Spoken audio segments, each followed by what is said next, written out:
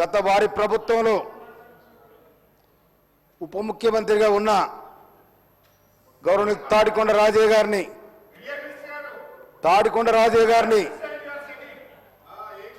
బర్తరపు ఎందుకు చేసిరో వాళ్ళు చెప్పాలి. ఎందుకు అకారణం, దానికి కారణం ఇంతవరకు చెప్పలే. నిండు సభలో మీరు ఆనాడు మంత్రులు ఉన్నారు, బర్తరపు ఎందుకు చేసిరో చెప్పాలి. ఆయన ఏం తప్పు చేసిండో కూడా మీరు ఇంతవరకు చెప్పలే. నిర్దోషంగాను బర్తరపు చేశారు. ఆ తర్వాత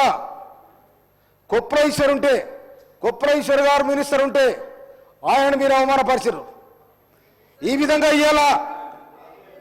విధంగా ఇవాళ స్పీకర్ గారు ఉంటే స్పీకర్ గారు స్థానం ఆ సీట్లో ఎవరైనా కూర్చోవచ్చు, అది రాజ్యాంగం కల్పించిన హక్కు.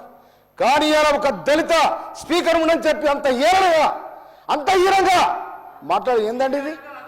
అందుకోసం ఆ సభ్యులు ఎవరైతే ప్రవర్తించారో ఆ సభ్యులు నిర్బంధంగా సభ్యత కట్ చేయాలని మనం చేస్తా ఉంటాం. Thank you.